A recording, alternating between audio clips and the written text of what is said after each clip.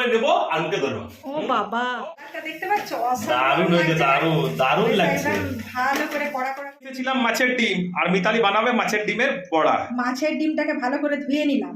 এরপরে এই সমস্ত মাছের ডিম, মানে কতটা পরিমাণে এনেছো গো? অনেকটা। 400 গ্রাম মাছের ডিম আছে। বাবা রে, অনেক। তো 400 গ্রাম মাছের ডিমের বড়া মানে আমাকে বানিয়ে দাও। আর এই লঙ্কা গুলো একদম এক বাটি লঙ্কা। না, লঙ্কা না দিলে মাছের ডিম ভালো লাগে না। কিন্তু সেই লঙ্কাটা মানে আমরা বাচ্চাদের জন্য তুলে রাখবে আগে, আর পরে আমরা লঙ্কাটা দিয়ে দেবো। একদম। তো এখানে যেহেতু এতটা পরিমাণে মাছের ডিম, সেজন্য বেশি পরিমাণে পেঁয়াজ কুচানো। কারণ পেঁয়াজ কুচানো বেশি না দিলে কেমন কাটে কি পেঁয়াজটা বলো? ঝিরিঝিরি করে পেঁয়াজ কুচি করে দিয়েছে রাজবন্দিনী বাবা। আর এর মধ্যে দিয়ে দেবো ক্যাপসিকাম কুচি, জাস্ট সামান্য পরিমাণে। কুচানো ক্যাপসিকাম, মানে গন্ধটা চেঞ্জ হবে, একটা টুইস্ট লাগবে। আপনারাও ট্রাই করবেন এইভাবে। তো এই দেখুন, এরপরে আমি দিয়ে দেবো রসুন কুচি। আর এই আদাটাকে দেখুন, আদাটাকে একদম ঝিরিঝিরি করে কুচি করে রাখা হয়েছে। তো এইগুলো সমস্ত কুচিগুলো এর মধ্যে আমি দিয়ে দিলাম। ক্যাপসিকাম, রসুন, তারপরে আদা, সমস্ত কুচি আমি এর মধ্যে দিয়ে দিলাম। এর মধ্যে এরপরে দিয়ে দেবো বাড়ির বানানো জিরে ধনে গুঁড়ো, প্রায় 1 চামচের মতো দেবো। আর দেবো স্বাদ মতো নুন। এখন আমি দিয়ে দেবো হলুদ গুঁড়ো। এরপরে এটা বাইন্ডিং এর জন্য যা সামান্য পরিমাণে একটু চিড়ে দিলাম। আপনারা ভাববেন চিড়েটা কেন দিয়েছি, এটা বাইন্ডিং এরও কাজে লাগে। আর দেখবেন যখন মাছের ডিম ভাজা হয় তখন ফটফট অনেক সময় ফাটে, অনেকে ভয়ে ভাজে না। তো আপনারা এই চিড়েটা দিবেন, এটাই হলো মানে টুইস্ট আর কি, এটা সিক্রেট। এটা হচ্ছে ফাটবে না, মাছের ডিম ভাজতে গেলে ফাটবে না। এরপরে এর মধ্যে দিয়ে দেবো 2 চামচের মতো বেসন। এরপরে বেসন, চিড়ে, তারপরে সমস্ত কুচিগুলো আর মশলা, হলুদ, নুন দিয়ে ভালো করে এইভাবে হাতের সাহায্যে চাপ দিয়ে একদম ভালো করে মেখে নিতে হবে। এই যে ডিমগুলো দেখুন ভালো করে আগে ধুয়ে নিয়েছিলাম, জল ঝরিয়ে নিয়েছিলাম।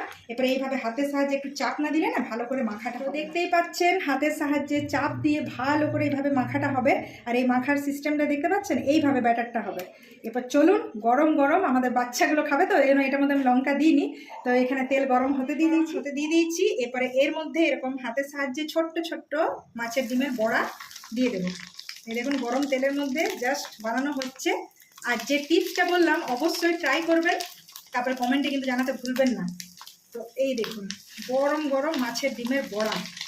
অবশ্যই কে কে খেতে ভালোবাসেন কমেন্টে জানাবেন।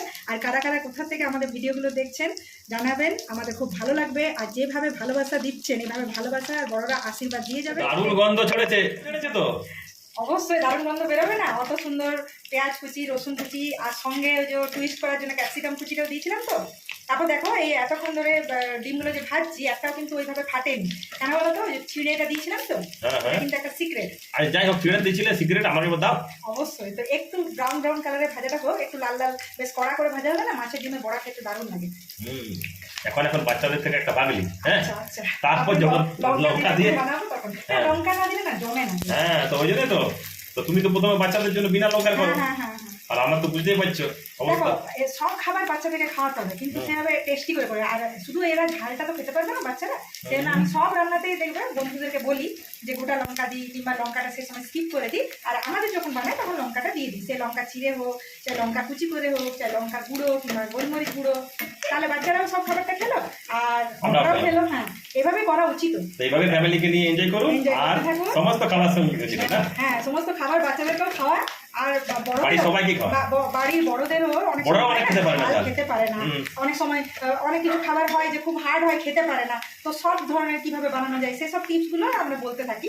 আপনারাও এইভাবে ট্রাই করুন প্রত্যেকটা মুহূর্ত। আর প্রত্যেকটা মুহূর্ত খুব সুন্দরভাবে জীবনে কাটাতে থাকুন। অবশ্যই। এবার কালারটা দেখতে পাচ্ছ, দারুণ লাগছে। ভালো করে কড়া করে ভেজেছি।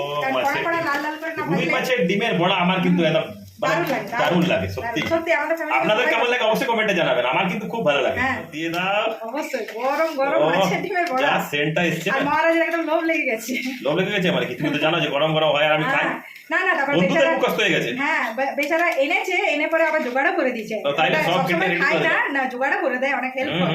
তো অবশ্যই আপনারাও কিন্তু আপনাদের গৃহিণীদেরকে সবসময় হেল্প করবেন। তাহলে কি হবে, দুজনে মিলে যদি করেন না কাজগুলো, তাহলে অবশ্যই তুমি দেখো এটা দেখে কার না লোভ লাগবে। একদম গরম গরম তেলটা ফুটছে, একদম আমি তো এটাই ওয়েট করছি। মহারাজ একদম অস্থির হয়ে গেছে। গরম গরম পকোড়া, মানে এই মাছের ডিমের মানে একদম বন্ধুরা দেখছেন তো কেমন কালারটা, জাস্ট এও বলো কেমন হয়েছে খেতে? অসাধারণ।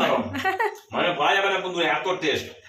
সত্যি অবশ্যই একবার করে বানিয়ে হলেও খাবেন। গরম গরম মাছের ডিমের বড়া নাকি? এখন এই বর্ষার সিজনে মাছের ডিমের বাজার ভরে আছে। হ্যাঁ, আর যাবেন, যারা নিয়ে যারা আসবেন। পুরুলিয়া থাকেন বড় হাটে চটজলদি চলে যাবেন, আর প্রত্যেকদিন মাছের ডিম পাওয়া যায়, তাই না? দারুণ। তো নিয়ে আসুন আর এইভাবে জমিয়ে রান্না করুন আর খান, ফ্যামিলি লোকেদেরকে খাওয়ান। প্রোটিনে ভর্তি। হ্যাঁ, আর প্রত্যেকটা মুহূর্ত এনজয় করতে থাকুন। জাস্ট ওয়াও নাকি? বাহ, বাহ, বাহ।